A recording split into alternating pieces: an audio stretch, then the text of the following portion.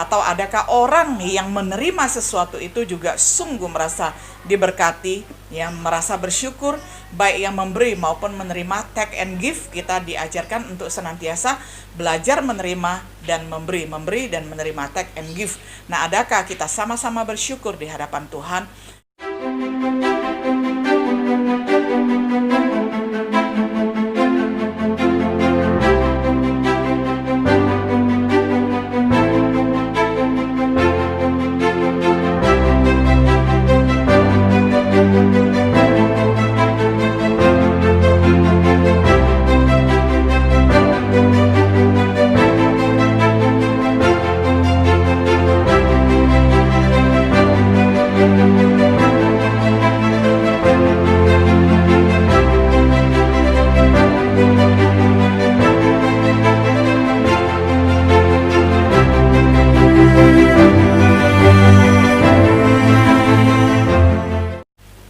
Shalom sahabat setia yang dikasihi oleh Tuhan.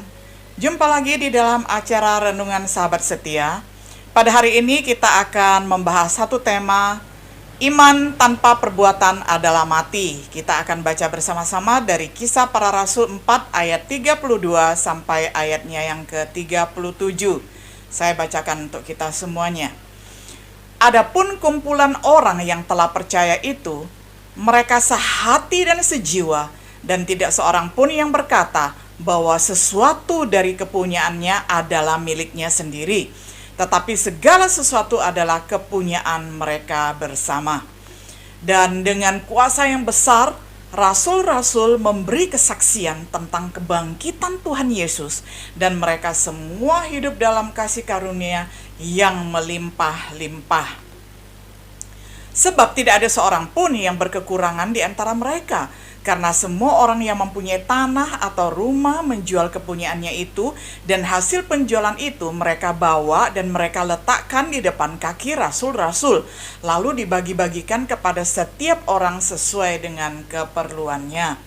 Demikian pula dengan Yusuf yang oleh rasul-rasul disebut Barnabas, artinya anak penghiburan, seorang Lewi dari Siprus.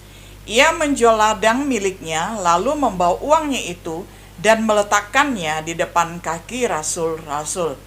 Kisah Para Rasul 4 ayat 32 sampai 37. Sahabat setia yang dikasihi oleh Tuhan, teknologi canggih membawa banyak perubahan di dalam sistem kehidupan sosial masyarakat ataupun kehidupan sosial manusia. Nah, suatu hal yang paling menonjol adalah pergeseran nilai-nilai sosial dan moral di dalam kehidupan bermasyarakat.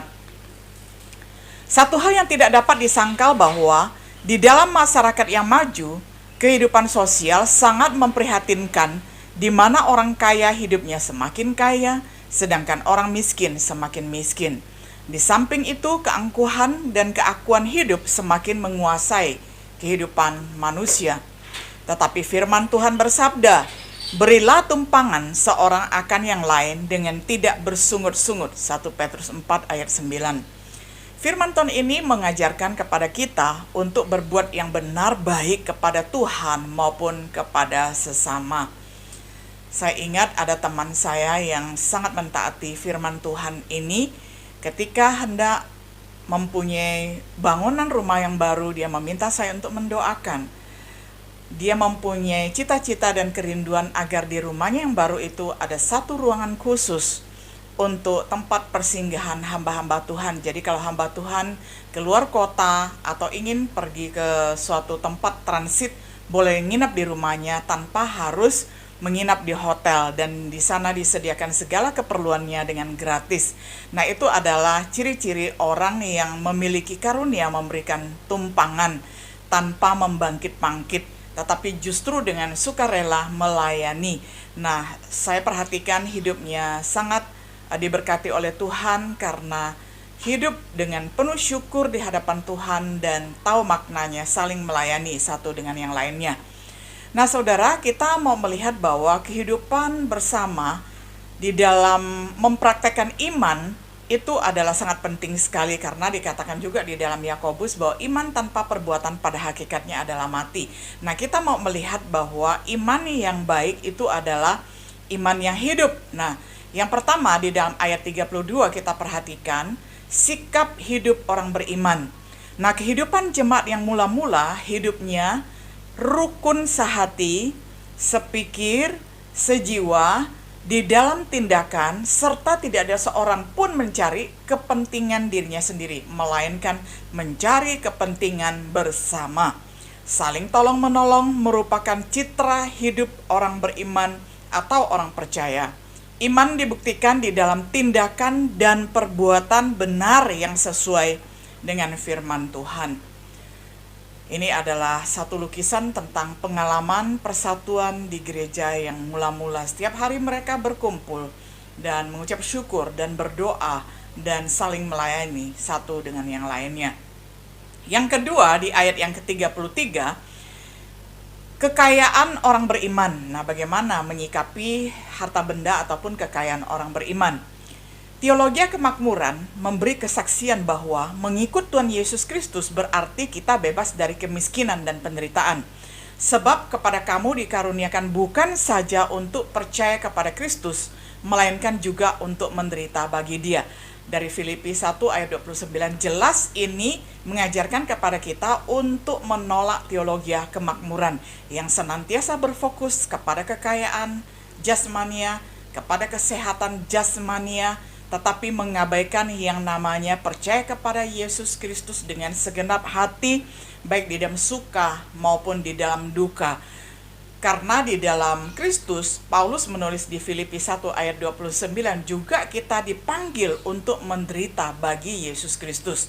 Nah, jadi ini tentu saja berbeda sekali dengan ajaran teologi kemakmuran, dan kita tidak menganut teologi kemakmuran.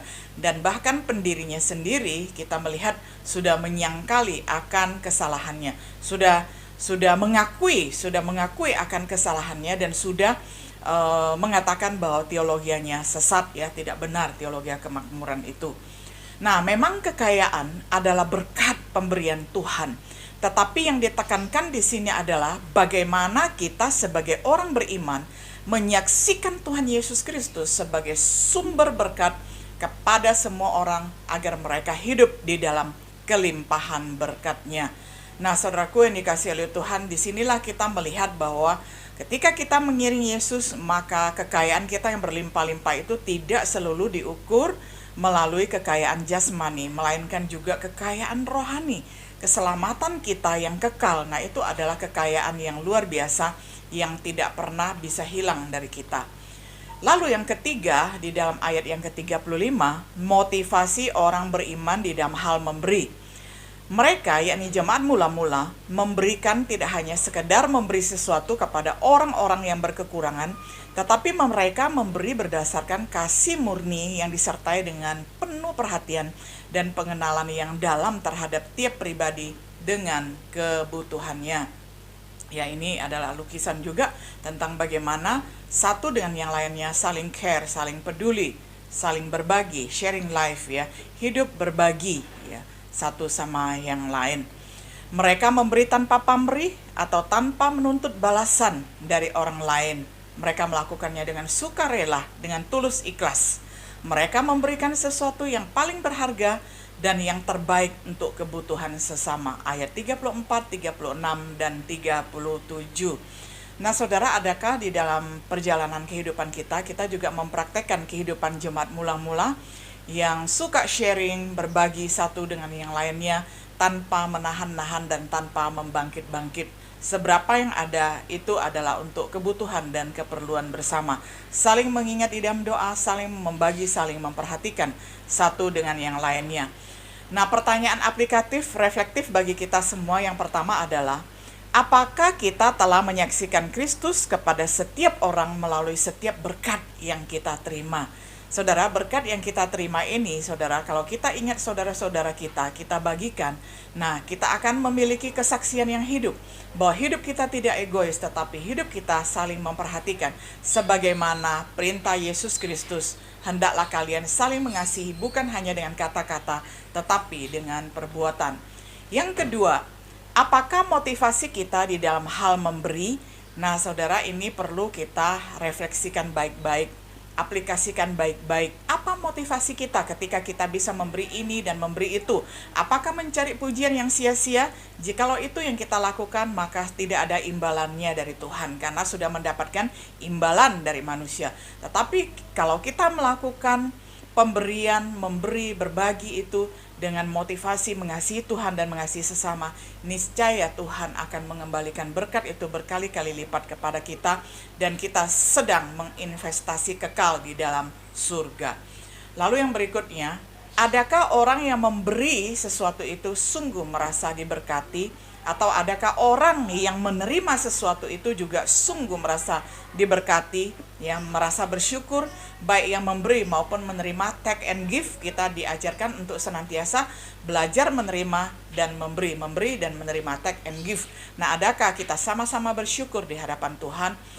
Tuhan Yesus sendiri mengajarkan adalah lebih berbahagia memberi daripada menerima. Kiranya kita berlomba-lomba untuk selalu mengejar terlebih berbahagia memberi daripada menerima.